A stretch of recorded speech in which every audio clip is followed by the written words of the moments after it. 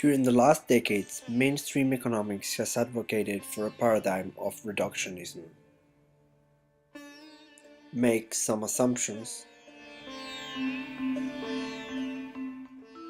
Keep it simple.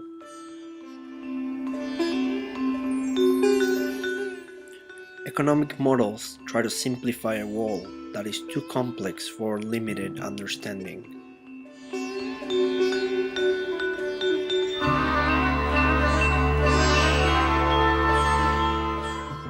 A simple model. To take an example, let's try to understand the drivers of economic growth, which is a topic that economists have been struggling with for decades. This figure depicts some of the key factors that economists believe feed into economic growth, where the arrows represent cause-effect relationships. These elements range from a country's geography to its economic, political, and social institutions, to productivity, and to income, which feeds back into productivity, which in turn feeds back into institutions, which also affects integration with the rest of the world, feeding into productivity and thus income once again. And that's just one of the many feedback loops operating between these factors. For example, let's take a closer look at endowments. We can classify them into either physical or human capital, but a number of factors feed into human capital, such as health, acquired skills, and innate skills. Life expectancy, nutrition, strength, and disease burden all determine how healthy a population is. And what do we mean by diseases? HIV, TB, malaria? Even the human body is made up of a series of complex systems, including the brain. So this is how complex economic growth may be. How can we make it simpler? We can isolate parts of the system and get rid of the rest. We can collapse different variables into more aggregate structures. We can ignore feedback loops and focus on direct effects. Or we can focus on a particular specification of the system. So how have economists been thinking of economic growth? The literature is inspired in older work by Ramsey, Schumpeter, and Harrod and Lamar. In 1956, Solow and Swan present their influential work on exogenous growth. A decade later, Cass and Koopmans provided the micro-foundations of it. In 1986, Romer made growth endogenous by introducing increasing returns and knowledge accumulation. Soon after, Lucas models an expanded version of the Solow model that considers human capital.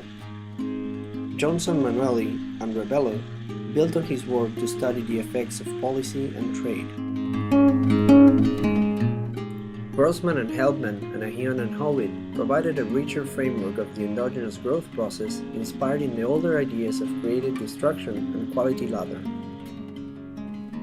In 1992, Mankey, Romer, and Will considered an expanded version of Solow where they included human capital and tested the empirical validity of the model.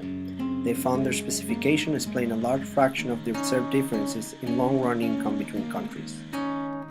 As we've seen, the Solow model was one of the most influential articles in the growth literature. It is also a quintessential example of the paradigm of reductionism.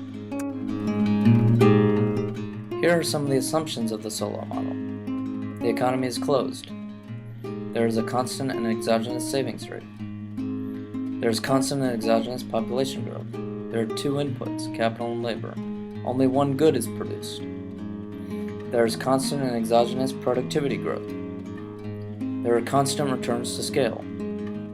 The economy operates in partial equilibrium. There is no unemployment, and there are decreasing returns to capital and labor. But to what extent is reductionism a need rather than a burden?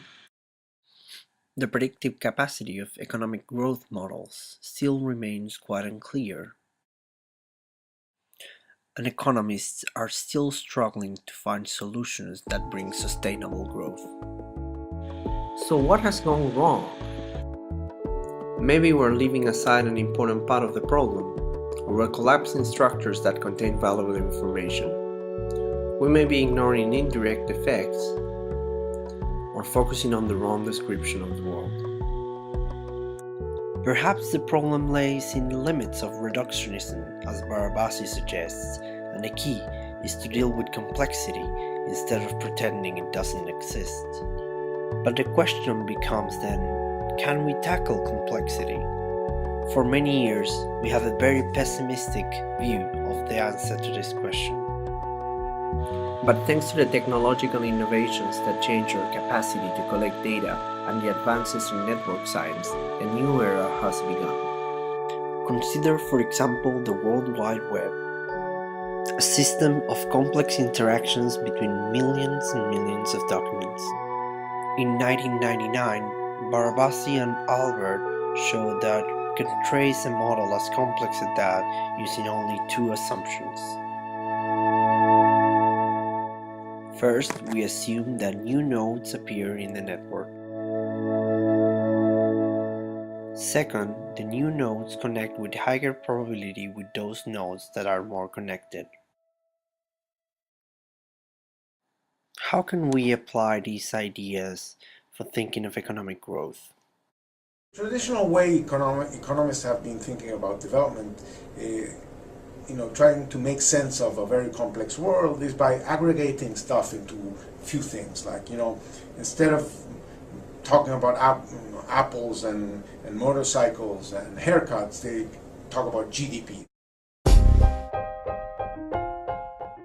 Ricardo Hausmann and Cesar Hidalgo developed the idea of the product space, a network that depicts the universe of products exported in a global economy.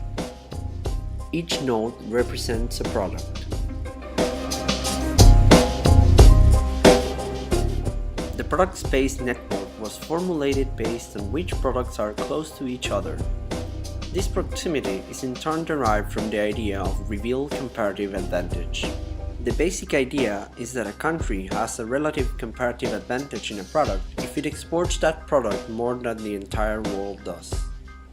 Development is about the accumulation of a very large set of capabilities that go into making a very large set of possible products.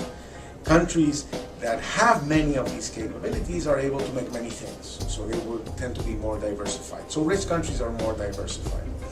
But also products that require many things, more capabilities, are going to be harder to be made. So fewer countries are going to be able to make those products.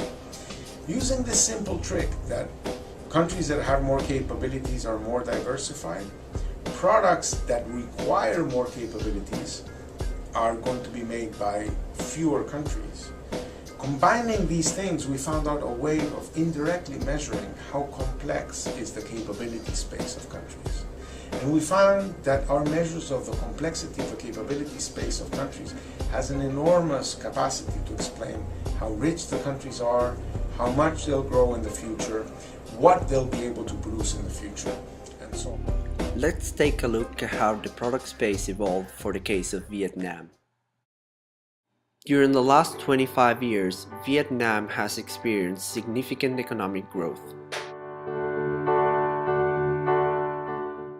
This economic growth coincided with the appearance of new and more sophisticated products and sectors in the economy.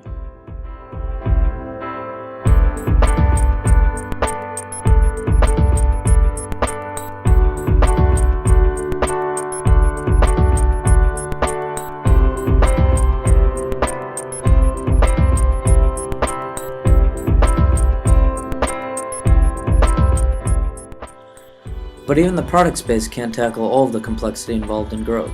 For example, how did Vietnam acquire the necessary capabilities to move into new sectors over time? Policy reform? Better infrastructure? Human capital accumulation? Or a combination of these and other factors? While the product space is a step forward, the question remains, how do countries promote economic growth? Maybe the complexity of the problem exceeds our capacity to deal with it, as Hayek suggests. But even if that was the case, isn't it worth our best attempt to try to tackle it?